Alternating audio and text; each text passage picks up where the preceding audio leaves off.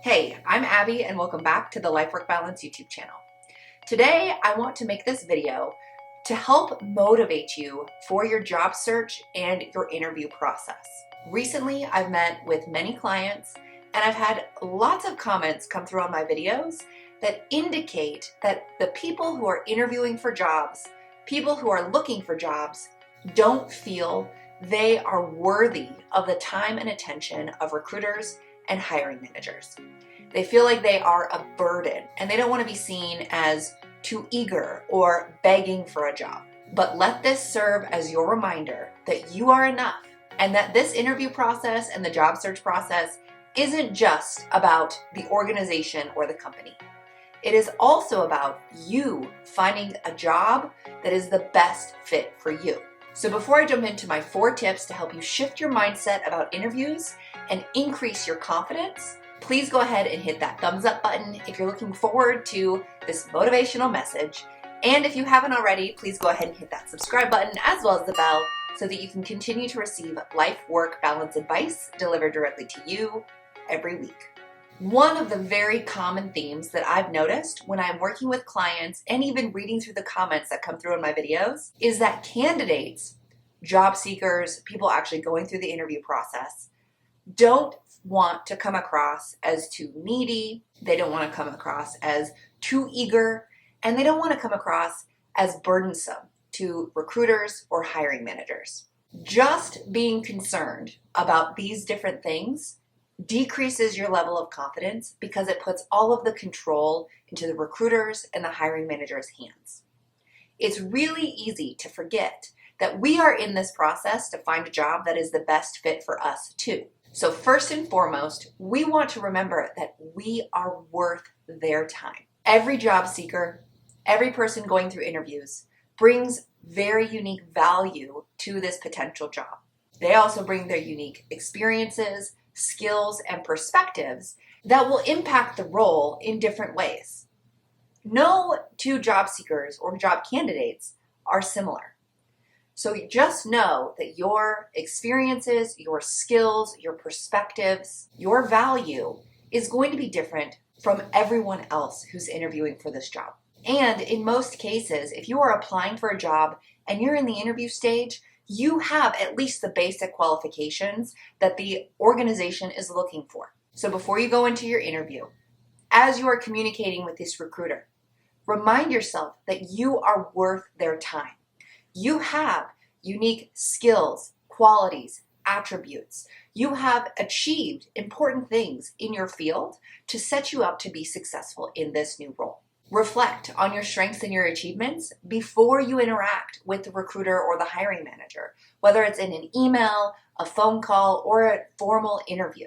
Reflecting on the things that you have achieved and the things that you do well will set you up to have an air of confidence about you as you go into that conversation. Reminding yourself that you are worth their time and that you are not a burden to them will help you convey confidence during that next interaction. Along those same lines, you have to remember that you are not a burden. Many times, the clients that I'm working with are hesitant to reach out and send questions or follow-up emails to the recruiter or the hiring managers or the interviewers during this hiring process. I want to challenge that idea. Reaching out, continually connecting with the recruiter, the hiring managers, or the interviewers displays interest and enthusiasm rather than being burdensome. Having an interview and then having complete radio silence is uncomfortable for everyone. So it is okay to follow up and connect with the people who are a part of this process. It shows interest, it shows engagement, it shows enthusiasm, and it also shows initiative. All of those things are critical to the success of your interview process and are also going to be important as you enter this new role. Your interactions with recruiters, hiring managers, and interviewers are important. These are a 2-way street. This isn't just them interviewing you for the role. You are also interviewing them to ensure that this organization and this role is going to be the right fit for you. Your input and your experience through this process is valuable, just as valuable as the recruiters, the hiring managers, and the interviewers' experience. Which brings me to topic number 3. Which brings me to tip number 3. You are in this interview process. It is a two-way street. You want to interview them as well as them interview you. This is a mutual evaluation process where they're deciding that you are going to be a good fit for their role and their organization, their team, etc. And you are deciding that the manager and the team and the work that you're going to be doing is also a good fit for you. This is an opportunity to feel empowered to assess this organization, this team, this specific manager, etc., to ensure that it's a good fit for you. You want to ensure that you're asking insightful questions during the interview process, and that when you are following up with the recruiter, the hiring manager, or interviewers, that the feeling you get is that you are valued and that you are wanted. If you are getting ghosted or you are ignored and it's days between when you're hearing from the recruiter or the hiring team or the interviewers, then that might be a sign that it's not going to be a good fit for you. When you ask questions during the interview process, this gives you the opportunity to truly evaluate the role, the team, the organization to ensure that it is actually going to be a good fit for you. The goal is to get a job that is a good fit for you so that you can stay there for longer periods of time rather than just job hopping because one job isn't a good fit and the next job isn't a good fit and you're jumping from toxic environment to toxic environment. Ask questions during the interview process. Ensure that it is a two-way street so that you can evaluate this role, this team, this organization to ensure it is also the right fit for you. You can prepare questions on topics like work-life balance, or my preference, life-work balance, company culture, growth opportunities, conflict resolution, innovation, etc. My 4th and final tip is that confidence is key. Having an air of confidence about you can significantly impact how you are perceived during the interview process. It's not about arrogance. It's about self-assurance. To build confidence, you don't just want to go into an interview blind. You want to do some research ahead of time so that you know what types of questions you want to ask. You also want to practice your interviewing techniques ahead of time. Record yourself answering common questions and listen back to that recording. Engage in mock interviews. You can work with a career coach like me for mock interviews. You can do mock interviews with your friends, your family, or you can even engage in some free resources within your community, like local workforce centers, to help you do these mock interviews as well. Maybe you want to visualize your success during this interview, or engage in positive affirmations, whether this is positive self-talk before, during, and after your interview, positive affirmations on sticky notes pasted around your virtual interview environment, reminders in your notebook that you're taking with you to this interview, etc.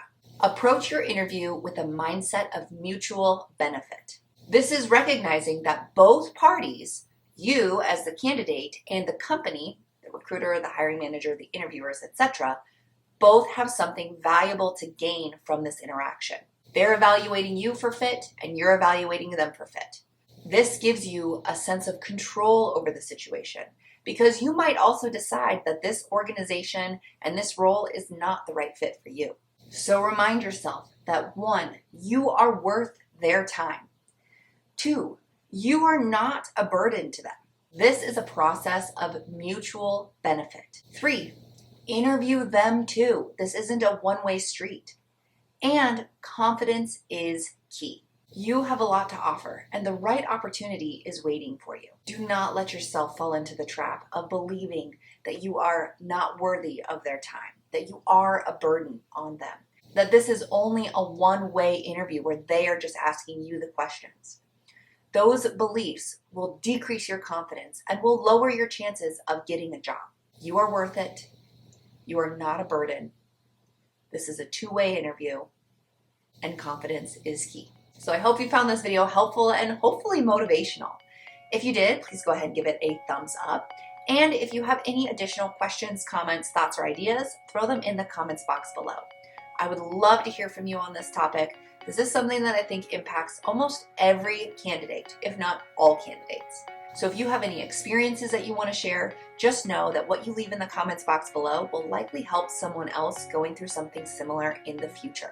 If you would like to work with me on one-on-one interview coaching to feel more confident and prepared for your upcoming interview, please contact me today. I would love to help you strategize how to be the most successful during your upcoming interviews and how you can answer common questions that come up in the interview, increase your overall confidence, and feel like you actually have a strategy moving into this next meeting. If you're interested in that, please reach out to me today. I've linked to my email as well as my website in the description box below. I have a limited availability each week. My slots fill up quickly, so please reach out to me today if that's something you're interested in. If you haven't already, please go ahead and hit that subscribe button as well as the bell so that you can continue to receive life-work balance advice delivered directly to you every week. Thanks, and I'll see you next time.